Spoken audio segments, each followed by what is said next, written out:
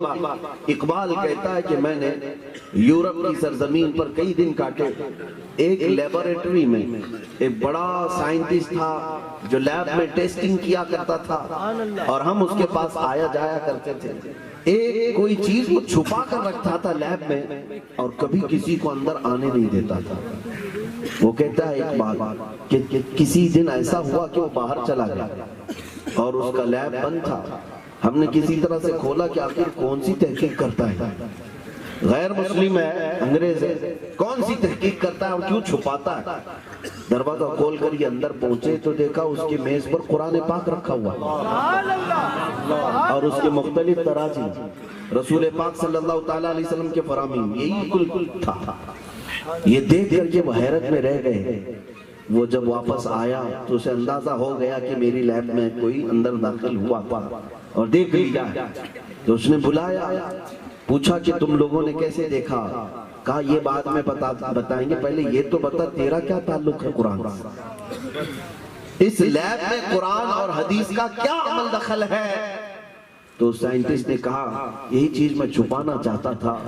بات در حقیقت یہ ہے کہ میں نئے نئے ایکسپیریمنٹ کرتا ہوں, تجربے کرتا ہوں اور پھر اس کو رسول اللہ کی اداؤں سے ملا کے دیکھتا ہوں, قرآن سے ملا کے دیکھتا ہوں کیا اس طرح کا حکم قرآن میں آیا ہے, اور اگر وہ مجھے مل جاتا ہے تو میں آنکھ بند کر کے اس پر کام شروع کرتا ہوں. اس لیے کہ مجھے یقین ہوتا ہے کہ اگر یہ قرآن میں یا رسول کی زندگی میں آیا ہوگا تو جھوٹ نہیں ہو سکتا.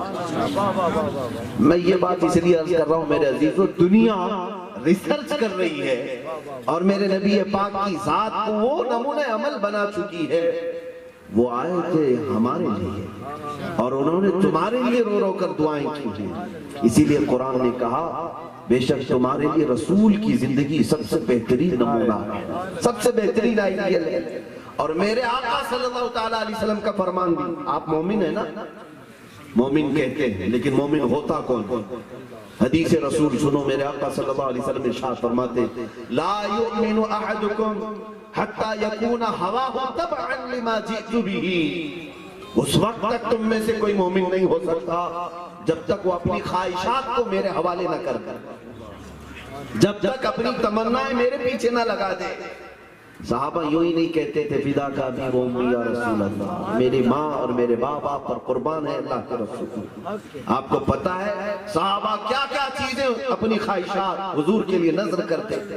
آج اسی بات کی ضرورت ہے نوجوانوں, تم نے خواہشات کے پہاڑ بنا رکھے ہیں اور یہی خواہشات بسا اوقات تمہیں اللہ اس کے رسول سے دور کر دیتی ہے.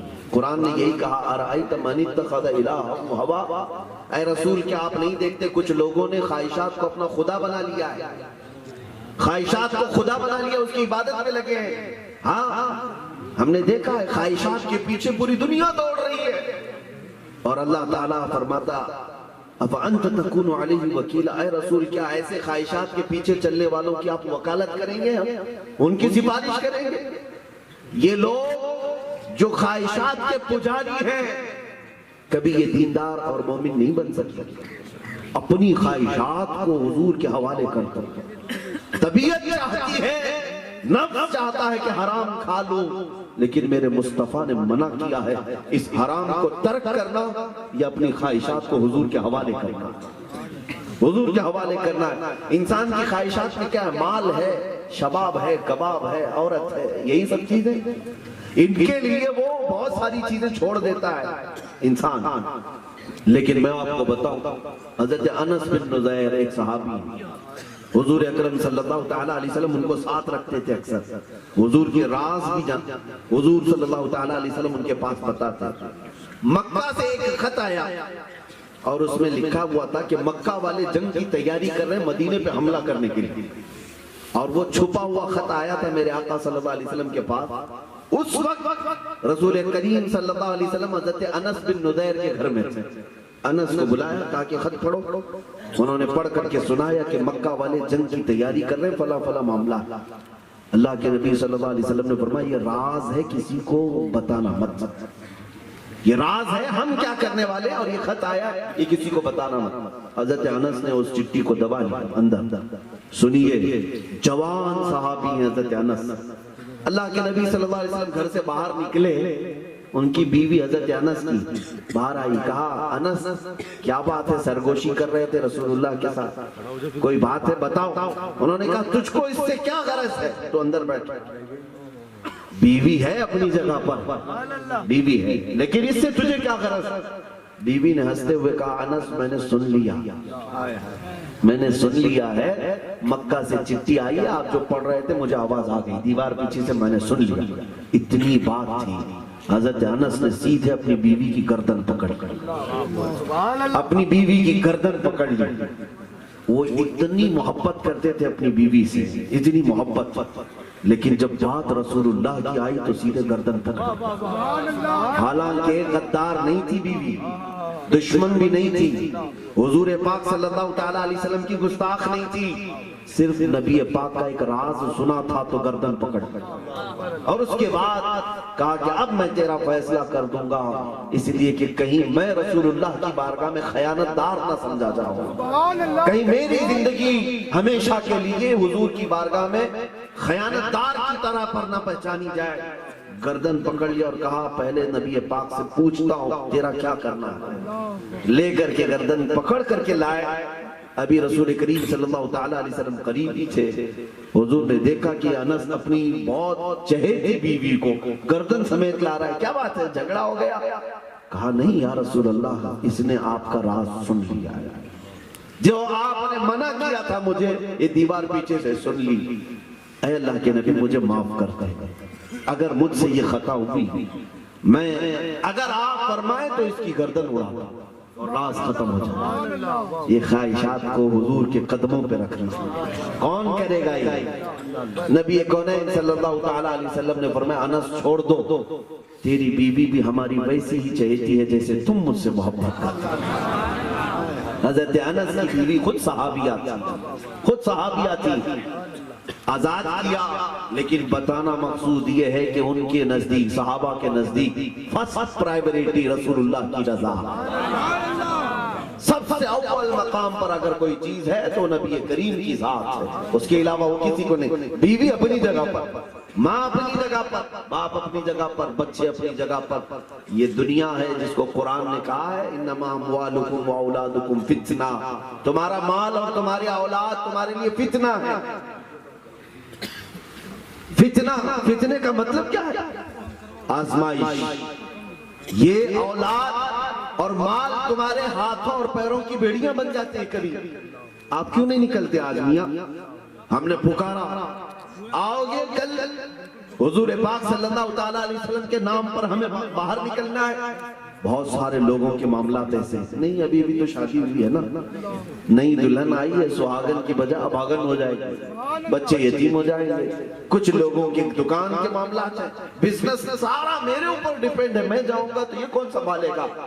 اسی کو قرآن نے کہا یہ فتنہ ہے، فتنہ ہے جو تمہیں اللہ اس کے رسول کی رضا سے روک دے گا۔ میرے عزیزو تمہیں تو دکانیں روک دیتی ہیں، بیویاں روک دیتی ہیں، بچے روک دیتے ہیں، لیکن صحابہ کو میں بتاؤں، حضرت معاذ و معوذ رضی اللہ عنہما یہ بدر کے وہ چھوٹے صحابہ ہیں جن کی عمر 13 سے 15 سال کے قریب، یہ وہ صحابہ ہیں جنہوں نے ابو جہل کا قتل کیا، گستاخ رسول کا قتل کیا تھا۔ حضرت معاذ اور معوذ عمر کیا ہے؟ 15 سال سے زیادہ کی نہیں ہے، میدان میں آئے تھے تلواریں لے کر، حضرت عبد الرحمن بن عوف سے پوچھ رہے تھے کہ ابو جہل کس کا نام ہے؟ انہوں نے پوچھا کہ تم کیا کرو گے؟ کہا سنا ہے رسول اللہ کو گالیاں دیتا ہے، ہم اس کا جینا حرام کریں، ہم اس کو اس زمین پر باقی نہیں رہنے دیں گے۔ یہ جذبات تھے اپنے نبی پاک کے لیے، اور حضرت عبد الرحمن بن عوف نے اشارہ کر کے دکھایا تو یہ دونوں بچے جھپٹ کر گئے، ایک نے گھوڑے کی ٹانگوں پر تلوار ماری، ابو جہل نیچے گرا، دوسرا اس پر سینے پہ بیٹھ کر گردن الگ کر۔ تاریخ کی ساری کتابوں میں ابو جہل کا کثرت سے تم نے ذکر سنا ہوگا، دشمن رسول، لیکن یہ بھی پوچھ لینا تاریخ سے کہ ان کو مارا کون تھا، اس کو مارا کون تھا، فنا فی النار اور واصل جہنم کس نے کیا تھا؟ تاریخ تمہیں بتائے گی کہ ایک کسان کے گھر میں پلنے والے یہ دو ننھے صحابہ، جو بات میں کہنے جا رہا ہوں سنیے، کیا کفار و مشرکین چھوڑ دیں گے؟ چھوڑ دیں گے؟ ان کے سردار کو مارا تھا، ان کی آقا کو مارا تھا، ان کے گرو گھنٹال کو مارا تھا. ان دونوں بچوں کے پیچھے پوری قوم پڑ گئی. اور ایک شہزادے اس میں حضرت معاذ ایسے ہیں جن کے کندھے پر تلوار ماری ایک کافر نے، یہ مونڈھا الگ ہو گیا، کندھا الگ ہو گیا اور بغل کی چمڑی سے ابھی لٹک رہا. لیکن کمال ہے، اس ہاتھ سے تلوار پھر بائیں ہاتھ میں لی، پھر میدان میں ہاتھ لٹک رہا ہے. میاں انگلی بھی اگر ہماری تھوڑی سی کریک ہو جائے، چھل جائے، ہم ہاں ہو کر کے پٹیاں کرنے لگ جائیں. وہ کندھے سے ہاتھ الگ ہو گیا ہے، صرف بغل کی چمڑی سے لٹک رہا ہے، اور بائیں ہاتھ میں تلوار لے کر یہ نوجوان پھر میدان میں ہے. لیکن جو کہنے جا رہا ہوں سنو توجہ سے، ہمت ہے تو سنو.